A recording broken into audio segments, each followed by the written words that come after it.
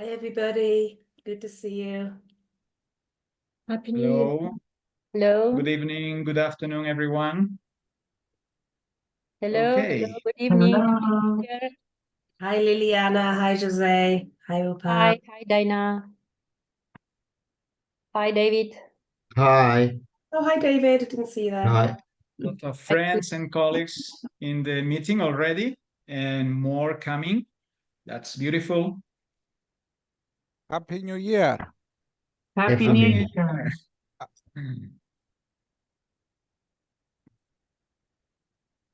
Happy and safe New Year for everyone is our wish. Thank you. Thank Stay you. healthy and have a really good year and successful as well. Well, very good. For those coming on time, we are ready to go. Good afternoon, good evening. My name is Jose Manuel González-Meijome. I'm a professor of optometry and vision science at the University of Minho in the north of Portugal, in a beautiful city called Braga. And I'm delighted to be here today with the president of the European Academy of Optometry and Optics, Dr. Liliana Stankova, and Professor Rupal Lovell-Patel, who will co-chair with me this session. She is also Vice President of the European Academy of Optometry and Optics. Thank you very much for following us, and all of you in the session. It's great to see so many people at this moment and increasing. So we are going to have, I think, entertain and nice session, I hope. Today, the topic could not be more central in our activity. It's about optics.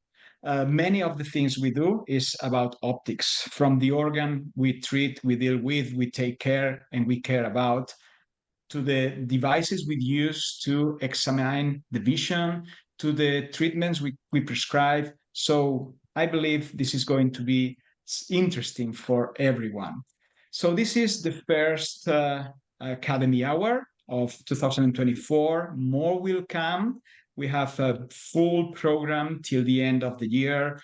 In the middle of the year, we will have the European Academy annual meeting in Helsinki. I will share with you a slide in the end to remind you to visit the web, to register, and we will be delighted to have you with us. We have over 90 communications in that program, so it is a very rich, diverse, and interesting program that is to be released within few days from now, over 5 months or 4 months in advance. Thank you very much for joining, and with any further delay, we will go ahead. So this beautiful image on the right, it has been generated by artificial intelligence. You will notice immediately. The boring thing about some of these pictures is that they seem very similar. So this artificial thing is creative, surprise us, but we will identify the fingerprint immediately. I will present and share with you more, but yeah, this is just to wish you a happy new year and the best for 2024, and to share also the goals of the session. So Rupal and I have all put this together, and what we pretend is to raise the awareness on the relevance of this discipline in vision care as a whole, update our knowledge and practice by sharing the experiences with colleagues and discussing the impact of the new evidence that is out there. We will not focus on an academic presentation on that sense, but I'm sure that topics about the evidence-based practice that, by the way, will be the object of a future Academy Hour moment will come to our session. And of course, it is of our interest to unveil your wishes for the future events, what you want to learn more, what we can bring of interest to you in future Academy Hour sessions, the European Academy meeting in May and in the coming years, and also for our under construction, but at an advanced stage at this moment, professional development platform. So the topics we teased you on the social network, on the social media, on email was around blue light, evidence-based prescriptions, free-form innovations, new technologies in eye care, special appliances, myopia control, ophthalmic lenses, new virtual trial suites over the internet, because they are for sure coming to our clinics, to our professional setting, to our universities, and so on. But we want to make this with you. So you are also invited to provide feedback. You do not need to copy this address. This address is in the chat line also for those who are attending in devices. They cannot use their cameras at this moment. If you are working with your phone and your phone does not allow you to use your camera to scan the QR code, you probably have to use this link, copy from the chat line, and go to the poll system that we will be sharing to request your feedback. We have a set of 8 questions, and time to time, we invite you also to participate. As we are quite a few in the session, whenever you decide to give your comment, your opinion, please be as brief and focused as possible so that more people can participate and we do not extend beyond the 1 hour time we have. So with all the housekeeping done, we are ready to go. And we are ready to go with the first question. So with the first question, if you scan the QR code, I'm doing it again for those that have just entered the session, please scan with your phones the QR code or go to the chat line to copy the address. And this will give you access to a poll system that you can give your feedback. So this is the question. What comes to your mind first by the term optics? Because it's a very diverse field we use a lot in different contexts. In your professional context, advanced examination instrumentation, lens design and physiological tolerance, lenses and prisms for visual correction, refractive error and optical quality of the eye. For sure, you will wish to select everything, but I am asking you what came to your mind first. So what is the aspect of optics that is more relevant for you in your daily professional context? Either if you are an academician, even if you are an optician, an optometrist, an ophthalmologist, or any other profile. So please give us your feedback. And we are already seeing it. Okay, so of course, at this moment, you are being conditioned by the answers of the others, but this is also a psychological experience. So how the trends change before and after seeing the answers of other people. But this is just a joke. We are sure that you are answering with your first comment or your first topic that comes to your mind when you talk about this. Okay, of course, lenses and prisms for visual correction are our daily life, wherever you are, in a university lab, in a clinic, ophthalmology clinic, hospital, optical shop, whatever. Follow very close by refractive error and optical quality of the eye, so physiological optics in the pure sense here, and also lens design and physiological tolerance. So, of course, advanced examination instrumentation relies entirely in optics, or mostly in optics, besides electronics, photonics, and many other subdisciplines or other connection disciplines, but this is your choice. Thank you very much for participating in this. In the end of the session, we will tease you again to share with us topics we did not cover in the session that are key for you also. So, of course, the session cannot cover in a 1 hour everything connected with optics, but please feel free in the end, in an open-ended question, to provide to us other approaches, other angles to take to see and to evaluate this discipline of optics. So, if anyone wants to make some contribution at this point, brief one, focus one, to the point, please raise your hand and connect your mic and go ahead. Don't worry about that. You can do it. This is a discussion. It's not a lecture. But I asked ChatGPT 3.5. I don't use the paid version.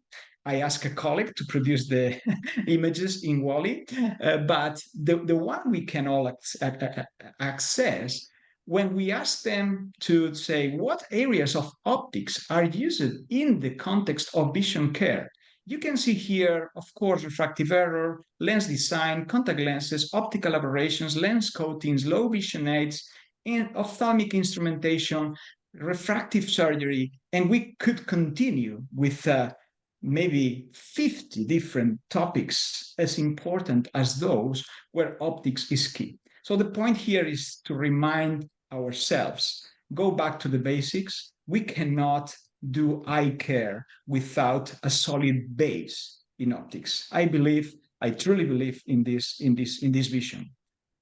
Okay, let's go to the second question out of 8. But again, I remind you, feel free to participate, raise your hand, turn on your mic, and go ahead. Again, for those who are connecting with us right now, here you have the QR code again. Simply scan the QR code or go to the chat line to copy the link address and connect to our whole system. Second question is, what areas have benefited more in the last 2 decades from innovations in optics with an impact in vision care? Again, it's a tough question. Probably you would like to select all. You cannot do it. You have to select one. What areas over the last 20 years have, in your opinion, benefited more from innovations in optics and photonics, we could say, with an impact in your daily basis vision care, again, as a clinician, as an academician, as a researcher? Ophthalmic lens designs, contact lens designs, ophthalmic examination instrumentation, or virtual reality technologies. Okay, so we have a leading topic, ophthalmic examination instrumentation. We agreed in the beginning that everything, or mostly everything we do, is related and connected with optics, but for sure, innovations in photonics, optics, electronics, computing have been key and instrumental to advance in the ophthalmic examination instrumentation.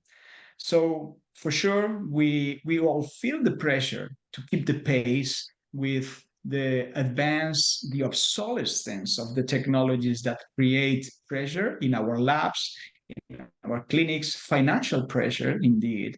But this is one of the leading topics. Of course, you are also sensitive, as I can see, on the key aspects for advances in ophthalmic lens designs. So the optimization of lens designs, the complexification of lens designs guided by advanced computational tools that allow us today, even with free-form technologies, to produce virtually any design at our will, to approach the visual correction and the therapy as well, not only the compensation of refractive errors, but the therapeutic effect to be done with optical devices.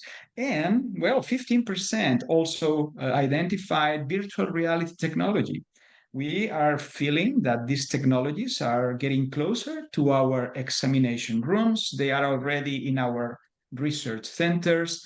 Very, very soon, probably, to deliver treatments to the eye, to evaluate some visual functions, binocular vision, etc. So this is the point where I will insist with you. Please raise your hand, connect your mic, and make any comment you want on other topics that are not in this very short list and that are, well, have had a very strong leap forward in the last 2 decades or so. So in the 21st century, please.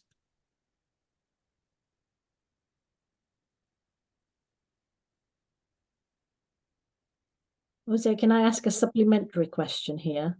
Of course. So all of us have smartphones. How many of us are using apps that are optics or vision related, like the magnifier? So mobile phone technology use, how much of it is affecting us in our working lives? What would people say? A lot, not so much? Yeah, good question. Probably in the near future, the easier way to get the answer is who is not using them. Yeah, for sure they are present in our daily life and in our patients' daily life.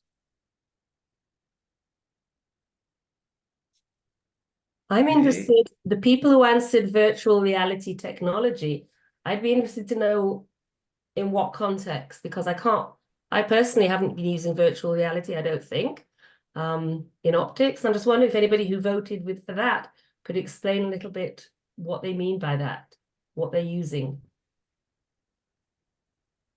Yeah. Have you used it to have a shopping experience, for example, in the optician dispensing? Probably, as there are car makers who are selling cars using virtual reality environments to invite you to experience the car.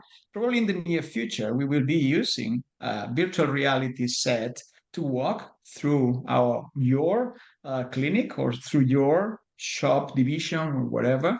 But others might be using this as treatment delivery or as examination of some visual functions. Yeah, Diana, I agree with you that it's a pertinent question because is starting is not used that much, but will be useful for us to understand who is already working with this and to bring us the future that is coming or the present that is already here.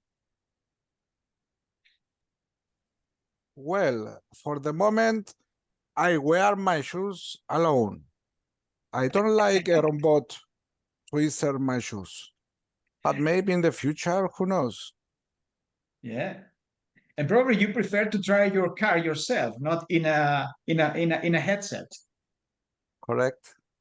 Yeah, Kyriakos, thank you. Good. Okay. So let's go ahead. Thank you, Rupal. Thank you, Dinah, for teaching our audience. Feel free to continue dropping things on the chat, nice things or challenging things.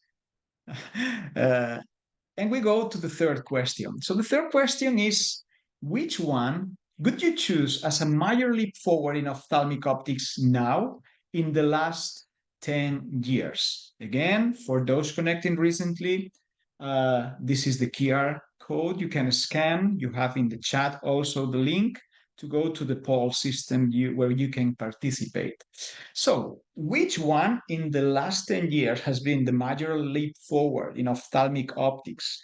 Low-ab progressive ophthalmic lenses, so-called relaxing lenses, have different names in different places, but this you know what I mean, 0.5, 0.8 addition for the early presbyope, for the tired young person, or the lazy ones, as myself, blue light filtering ophthalmic lenses, myopia control ophthalmic lenses, new materials and surface technologies. So tell us. Wow. Wow. I will say I'm not fully surprised, but I'm somewhat surprised. Well, very good. Very good. Maybe the major leap forward is the key to answer this. Probably blue light filtering ophthalmic lenses has not been a major leap forward, as we know now from the evidence that is getting out there. But if we ask this question, removing myopia control ophthalmic lenses 1 year ago, probably some of us will consider blue light filtering ophthalmic lenses as a nice leap forward because apparently it has a very nice story about health protection. But at this moment, we cannot go too far on that road because the evidence is not solid. in that road. So until now, we cannot simply say, no, they are completely useless. What we cannot do probably is to propose these solutions with the promise of strong, solid-based protection for the eye health in the distant future or in the medium-term future. So glad to see this. Glad to see that the first two that in some way have worked well in the market, but not so well in the evidence-based benefit of the patient. Good to see here from the audience.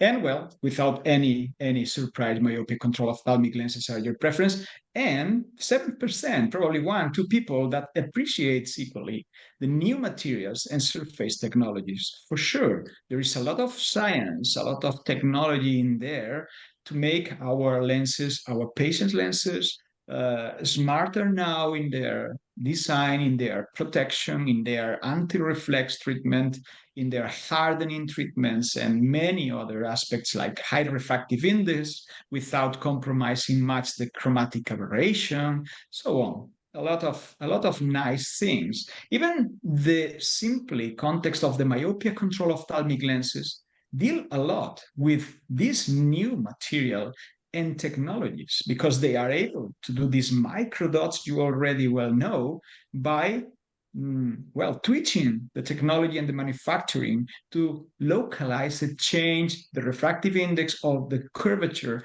in a very smart and precise way. So C and D are intimately connected at this moment. Thank you very much. Any comment on this before we go to question number 4? Feel free to contribute. Yes, I have a comment. As a holder of International Certificate of Myopia Management, even Liliana didn't know that. So about ophthalmic lenses and myopia control, I want to make a comment because optometrists or optician, they wait and expect these lenses that will be the goal that every child will fit with ophthalmic lenses and will do the job. The job is myopia management. It's not this is the reality. Ophthalmic lenses, okay, maybe for some work, but for some others do not work. Yeah, well, there is not a pill for everyone. There is not a single pill for everyone, and this is health. And this is people. We remind the early times, the end of the 20th century, beginning of the 21st century, ophthalmic lenses, bifocal lenses, progressive ad lenses being prescribed. Today, we still do not know if they didn't work because people didn't use it, because they have the option to simply remove and do not use the treatment, or simply because the mechanism was not there. The active principle, let's say. So yeah, I generally agree that there are patients where the physiological mechanism might work, might not work for all, but there is a previous point there that is the compliance. So even if the physiological or the mechanism of treatment will work for a given eye, if the treatment is not worn because simply the kid, the young, don't like to use glasses, that is not the best solution. In the opposite side, these lenses are giving us the opportunity to treat other patients where we cannot easily fit other kind of devices, or they are not available to wear that. So as much treatments we have, the more people we could approach, and the more myopes, progressing myopes, we could treat. So for sure, they are a good contribution, a major leap forward. I fundamentally agree with that, but agree also with you, Kyriakos, that they are not the silver bullet for everything. Any other angle to evaluate this point? Any other major leap that is coming to your mind at this moment and is not listed in this very short list? I would say 3D printing of frames and lenses.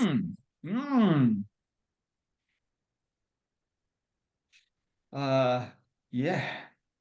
In the very near future, or they probably are already arriving to our rooms, 3D printed ophthalmic lenses with ophthalmic lens quality in the surface, with no final polishing.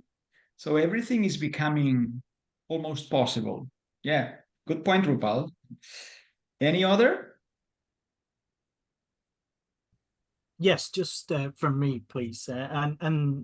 For me, it would be the development of myopia controlling spectacle lenses as well. So, that is something that I think is really, really going to give us a fantastic option for those children who, for whatever reason, are not comfortable putting lenses in themselves. And I think the design, compared to the first ones that I saw probably sort of 5 years ago, is far more sophisticated now, and there's hope that that degree of sophistication will continue to increase and help us manage our young patients. Thank you. Yeah, thank you, Amit. Good. Let's go ahead. We are going to the next point. So we are now in question number 4. Probably the number was of place, but this is the new question. Which area, well, remind the QR code for those who do not have it scanned yet. Also go to your chat if you want to copy the link, and go ahead with the next question. Which area do you feel in need to urgently update your knowledge on innovations in optics? In other words, which aspects of optics at this moment do you feel in your daily practice, your daily work, that you need more urgently update because has been a time since your last study on the topic, or this topic is evolving so fast that you have difficulty in following that trends and that new knowledge, this new evidence. Again, you would like to probably mark several. You mark one, the one that is more important for you. And of course, we are not covering in depth any of those in this session, but for sure, we will promise to find an appropriate moment to deal with that is for you more important, because our role as an academy is to help the professionals to encompass the present to be better prepared for the future. So these topics, again, a very short list. Paste in the chat any other topic you want. You will have also the opportunity to do it in the end in an open-ended question. But again, before you forget that, paste it on the chat. Tell us what you need more. So option A, advanced examination instrumentation. Option B, lens design and physiological tolerance. Option C, new materials and surface technologies. D, refractive error and optical quality of the eye.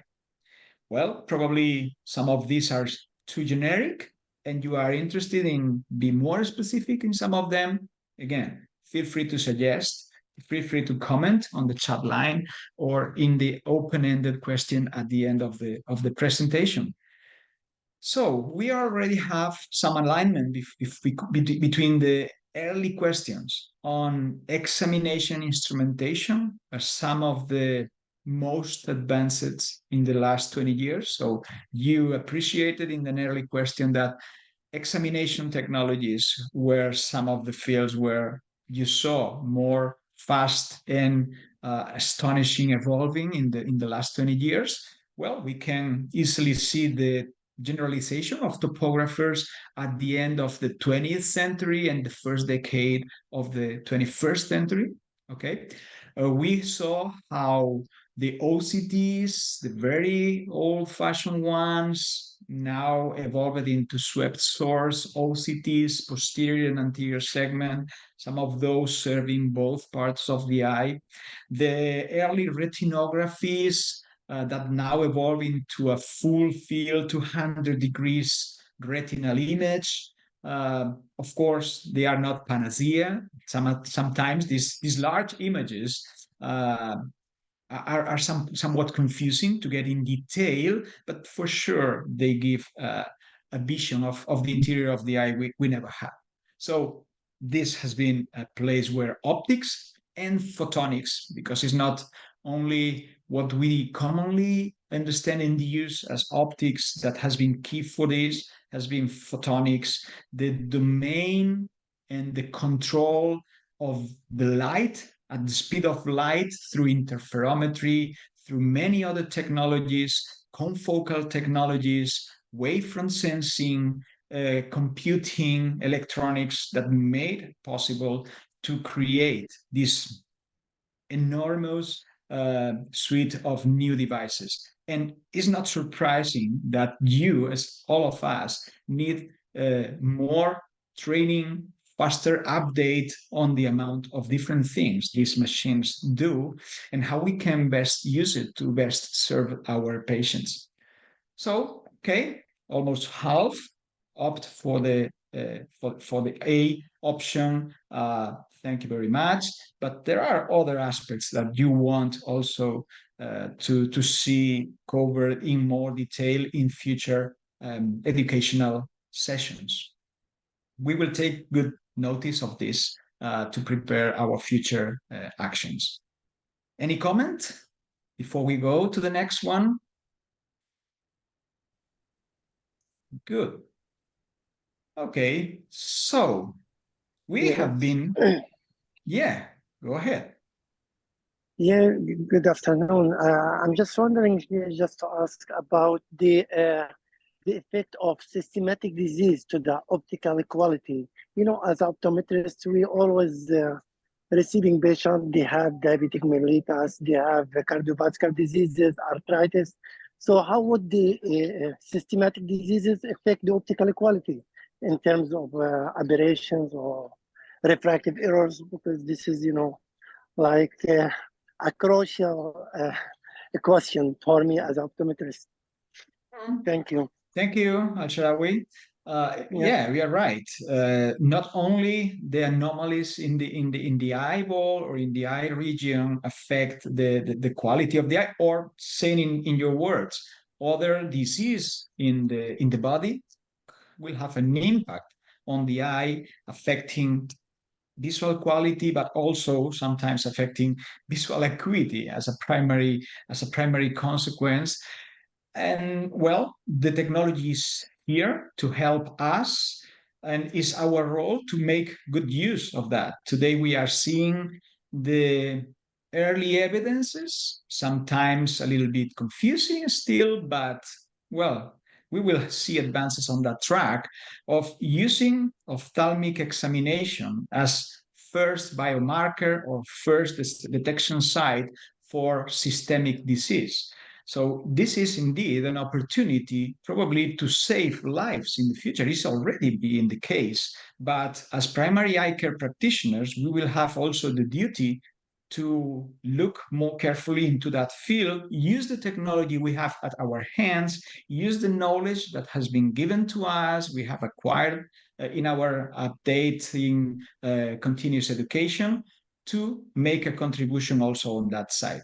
Do not fixate only on the eye care and the eye health, but also on the whole body health in an holistic way. Thank you, Al-Sharawi, for your comment. Let's move to kind of switching gears, because we have been seeing what has been our activity so far, what we need more, what we feel we need to be updated. And this image is a little bit darker for a reason. So the next two questions are going to dive into a little bit more pessimistic view. It's not my characteristic, as you know. I confess myself as a pathological optimistic, but sometimes we have to be realistic as well, okay? So for some of you, when technology, future, innovation comes to the discussion, we also see this disruption as something that is threatening us, that is creating some anxiety in us. So question 5 pretends to start approaching that side. Do you foresee any disrupting innovation that might change radically the current practice. So you can, of course, see this question as a positive question. So I see an innovation, disruptive one, that is going to radically improve my delivery of eye care to my patients, to my community. That is the good one. You can also see it on the other, a little bit darker one, that is, well, this disruption is going to radically change that role of my profession in a way that might weaken it, that might weaken my role as a practitioner, as an eye care professional, as a health keeper. And we are seeing some specialties that are already facing this kind of situation. So which one of these or others you might want to write in the chat or in the final question, which one is one of these potential disruptive, radically changing game changer in the optics in eye care context? 3D printed ophthalmic lenses. So Rupal was teasing you with this topic. There's a potential one. 3D printed contact lenses. Wow, it's a different beast, but probably at a certain point we will also ride that beast. Automatic refractive examination. I mean, not semi-automatic, automatic. Remote virtual trial and e-commerce of optical appliances. Well, thank you. Someone is writing. Dinah, thank you. Artificial intelligence might replace us. Dots. Well, periods. By now, these are the answers of our audience, of our colleagues. Automatic refractive examination is probably the one that is more well, threatening for you. You are more afraid of, we are more afraid of. Let me take a picture because we might make a game here. Now we could pose it on the positive side. So if this is the one you see on the darker side, what could you see on the brighter side? Do you foresee any disruptive, one of these, a disruptive innovation that might radically change in the positive way? As you know, you can delete your answer, use a new one. So if this is the negative one, what will be the positive one, if any? If everything keeps the same, I will understand. I can give my 2 cents on Okay, go ahead. Something that I think it is quite important, and it has been overlooked by the manufacturers and especially by the opticians. We have to have ophthalmic material lens that can be recyclable. Why? Because we are throwing away tons and tons of ophthalmic lenses, and this links with 3D printing ophthalmic lenses. We can have this material recycled, it can be reused, and it can be, reshaped to a new prescription. And this is important for sustainability, but also important to make us ready for the introduction of new designs in the surface, new solutions, optical solutions, and it would have a significantly more impact than, for example,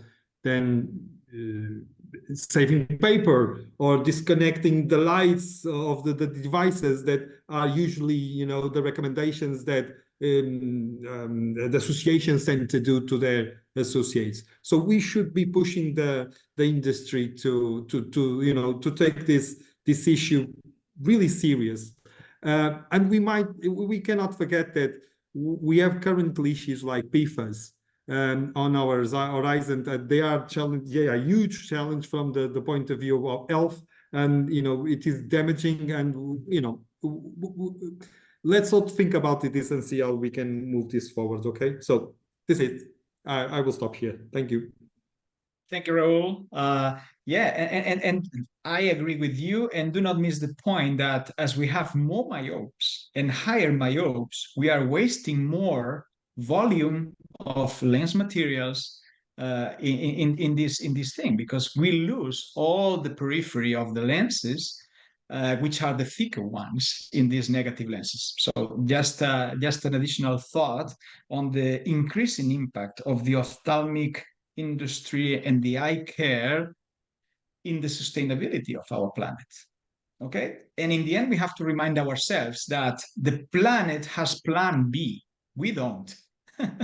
So in maybe 2 million years, the Earth will be again a very beautiful, nice green or other color place, but probably we are not here to see it. So it is our problem, not the planet, not what we do to the planet, but what we do to ourselves. Thank you very much. Let's go ahead. So number 5, and go to number 6. Again, QR code, all of you have it. I'm not repeating it again. What are you more reluctant of? Having a potential negative impact on your professional activity. So there is no other angle to look at this. This is to look in the dark side. Is telehealth services and e-commerce that is going to impact negatively your professional activity? Artificial intelligence tools that might outperform the prescription accuracy of the eye care practitioner? Who knows? I mean, the accuracy. Accuracy does not mean is the one best tolerated by the patient.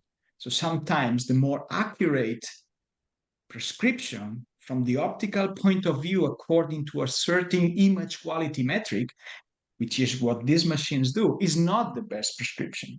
So, of course, we understand that the eye care professional, to see the question in an analytic way, the prescription is part of a remedy for an eye, that is part of a body, that is part of a social and professional environment. So everything is being considered, but who knows, at a certain point in 5, 3, 10, 20, 50 years, probably we will arrive to a place where machines can do it at least as good as we do. Not being able to take advantage of new tools. So this is something that makes us anxious. We see new things coming every day and new information sometimes we feel we cannot follow. Automatization or semi-automatization of routine procedures such as visual acuity measurement, refractive analysis, accommodation, binocular vision examination.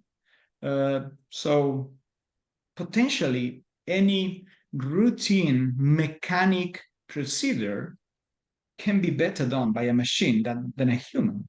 Or even if we have a very skillful human, that is not the average for the average human. But what one machine can do, any machine can do equally. So here comes the opportunity.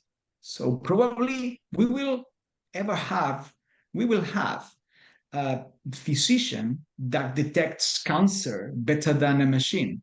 But that skill is difficult to spread over all the practitioners that are trained according to the same setting. But if a machine arrives to a point, it is easy to reproduce that time and time and time and time.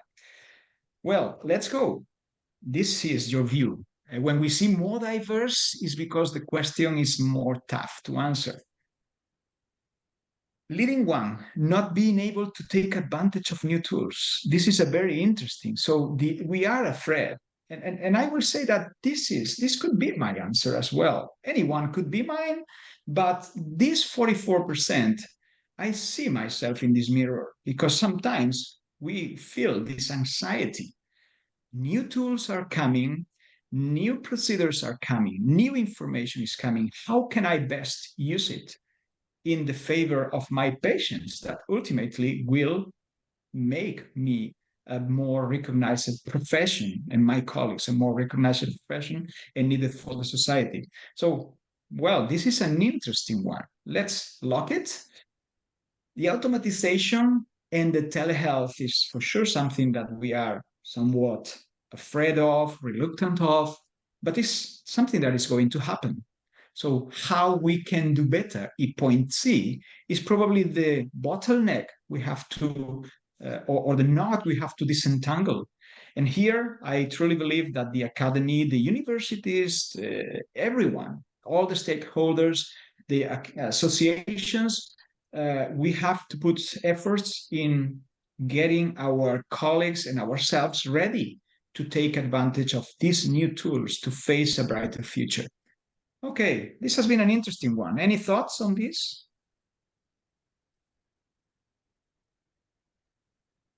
Very good. So 15 minutes to go. Yeah. Sorry. Well, just a thought. I think optometry, in its core, it's one of the most advanced in health, in all health, one of the most advanced areas of healthcare. It has been since the beginning, because we are on the border of physics, top science, you know, just and health. So we have the best of the two worlds. So we have the pure science, the new technologies, you know, innovative ways to see, to image and see the eye, to see the human body, you know, it's inside directly without any interference. It would be nonsense if we turn our back on new technologies. It doesn't make sense. So we should be, you know, looking forward to it, and we should be, you know, thinking about what is our role in this horizon. So, you know, so I would like to leave this message. It's people just don't have to be afraid, because the conductors of carriage, horse carriage, pull carriage, they lost their job because they weren't, you know, ready to understand that they probably should be learning how to drive cars. So that's what we should be also doing. Okay, that's it. Good. Okay, Liliana has just wrote here, what about artificial intelligence empathy? So what's your thoughts? Do you believe that artificial intelligence cannot be empathetic? I don't think that artificial intelligence can be so empathic as the human can do this. If you have read some sci-fi novels or something like that from Isaac Asimov and another science fiction writer, you may see that the trials to create such intelligence in form of robots and so on, they try to copy us as a human, but it's not possible 100% to become this real humanity and empathy which we can deliver as a specialist, as a healthcare professionals. And that's why I think that the artificial intelligence cannot replace the optometrist in 100%. They might help us, the artificial intelligence might help us in a certain way, but I don't think that my patients or your clients in the stores will be happy to meet a robot who can talk to them and found the solutions for their vision needs. So this is my talks. And I totally agree with Raul. I think if I probably pronounce your name, we It's must perfect. not be... It's perfect. Yeah, thank you. We must be not afraid for trying to use the new technology and the new instruments, because they are really our first help, and with them we can show that we are really on the way to do everything better, best for the patient's health. And you know, I personally, when I started to fit special contact lenses, I was scared, first of all, that I don't have enough knowledge, first of all, about the design of those lenses. But I tried to learn something and to find out how to be better prepared when I meet my first client or patient with such a lenses. But then I was standing in front of the decision. Do I need a really good topographer to become a better fitter for such a lenses? Of course I do need. Okay, then I started to learn how to use the best options for such instruments. So my message is simply the same, or probably covers the same, the message from Raul. Don't be scared and don't be afraid to use such a technology. And we are talking here about the optometry and about the role of optometrists, but I know that some colleagues in Europe and also around the world are working also in optical stores, and sometimes they are doing the job as opticians. They are also fitting progressive lenses or offering progressive lenses, and we do have also certain instruments for taking measurements with such instruments.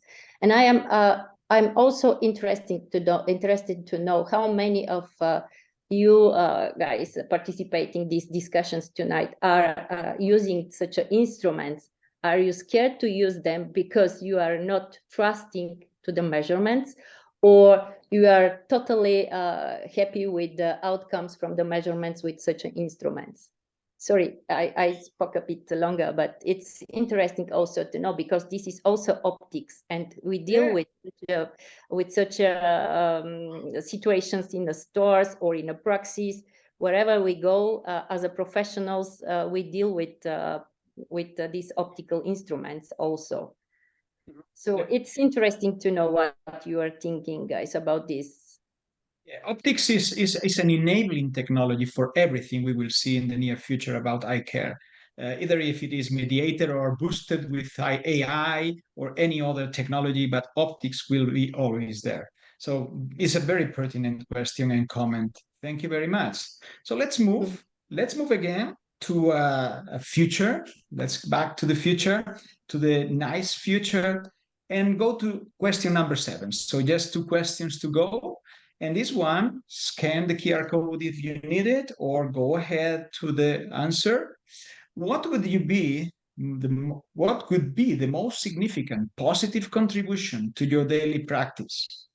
Lowering costs of advanced examination technology, so have access to instruments you don't have at this moment. In-house 3D printing of optical appliances, so you could expand your role a little bit also to the manufacturing.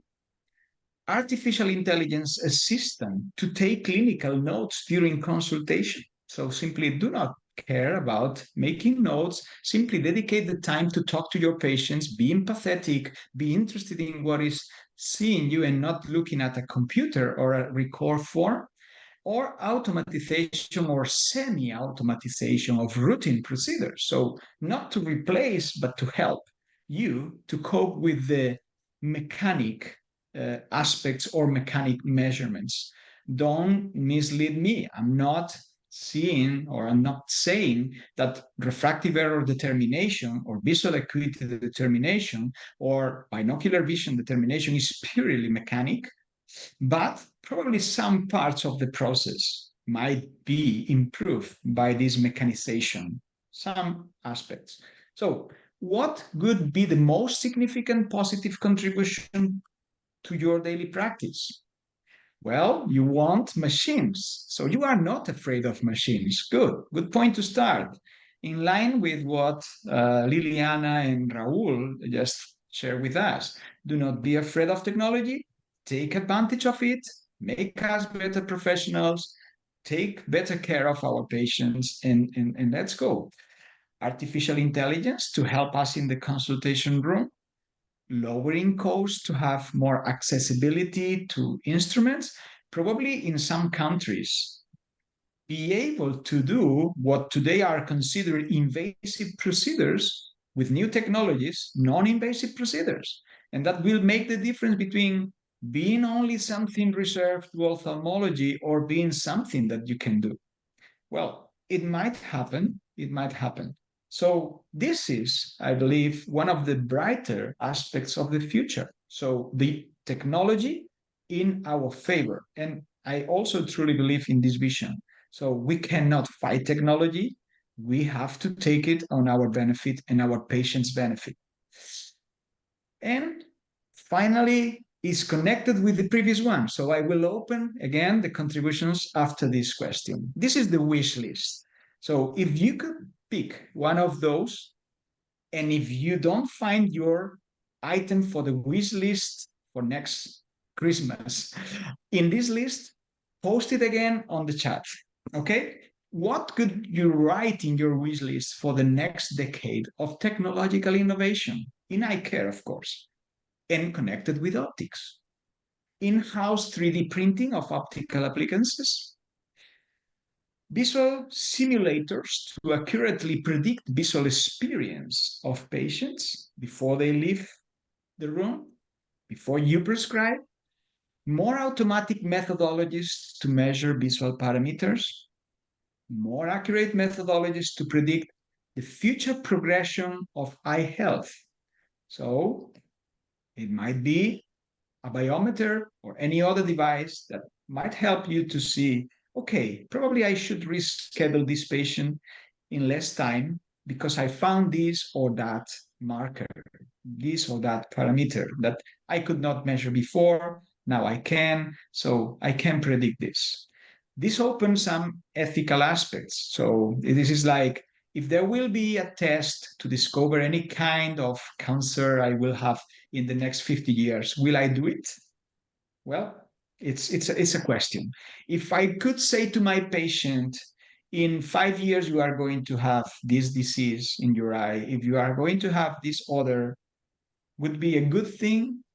Probably yes, because when we know the things in advance, we probably can make some changes, even our habits, in our food habits, in our life style. But well, this is what we mean with these questions. What will you write in your wish list? Wow, you are truly interested in the final one. Well, I hope that I will not condition the answer because I spent some few more seconds in there. Sometimes it could happen, but yeah. So your wish list will be different. This is good for Santa Claus because we'll not have to have a big stock of a single item.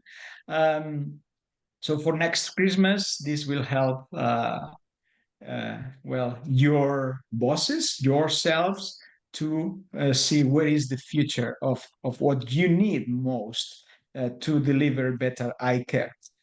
And with this, okay, we arrive to this beautiful and colorful image. Again, from the same manufacturer, is easily recognizable. But any thoughts you will have in this positive view of technology for the future to help us, what we want to have in our examination room with lots of optics innovations there at the surface of our patients. So any additional thought, share it in the chat, share it in voice anytime. And this is the open-ended final question. Tell us which aspects of optics we have missed in this session and you would like to see covered in coming sessions. So this will remain open after we continue to the last couple of slides in the finish. Of course, we could spend a lot of time doing some take-home messages, but I will say that the first take-home message is that we had an audience of very well-informed people, very well-updated people on some slippery floors. So you did not run on those slippery floors like the low ads, like the blue filtering. No one did it. So this is good. And we realized that we are in a rapidly changing times. The anxiety I mentioned before, and you demonstrated you already felt it. It's not only me. These open challenges and opportunities, of course. So it is our duty to take advantage of those. And we need, for that, continuing update and training. We do hope at the European Academy to do our best to continue delivering under the mandate of our president and our vice president, our educational committee, communication committee, and all the people that works, our secretaries, beautiful secretary support, And every one of you, if you are members, if you are not members, you are always welcome. Visit our website. Okay, it's a new website, brand new. There you will find more information about the Academy. If you are not a member yet, you can think about that. It's quite accessible for everyone, for any reality across Europe, socioeconomic reality across Europe, to become a member. And there you will find a professional development platform. This is for members, but we will open some topics to non-members as well. And also follow us in social networks, professional networks. Probably some of you took notice of this session through LinkedIn, Facebook, whatever. So stay tuned with us, stay with us, and hope to find you in May, 10th to 12th of May 2024, in the European Academy of Optometry and Optics annual meeting, done in collaboration with the European Council of Optometry and Optics and with the host of NAIRI, the national optometric association in Finland. And this is a joint conference, so join us. As I advance to you, we will have a beautiful, diverse, and useful program for you. This will be delivered in very few days or weeks, so you will have a lot of time to consider joining the Academy, attend the conference, and well, we will be more delighted to have you on our network as well. With that, thank you very much for attending today. 1 minute over time, but I think we did it on time. Any final thoughts? Any comment? So if I may say, thank you, Jose. Thank you, Rupal, for preparing this discussion tonight. And thank you, everyone, for participating this Academy Hour discussion. You see that we saw that many questions arise during the discussion. Not every question was not fully discussed, but probably people who participated or who will see this recorded Academy Hour will ask themselves what it is about their profession and what about their development and what about their future when we speak about optics and when we speak about optometry in the future. So thank you once again. It was a pleasure to meet you all here. Have a nice evening or have a nice day. I don't know from where you all come, but all the best to you. Thank you. Thank you, everyone. See you all in the next Academy Hour and in Finland. Rupal? Yeah, we'll see you next time. Looking forward to seeing so many. Yeah.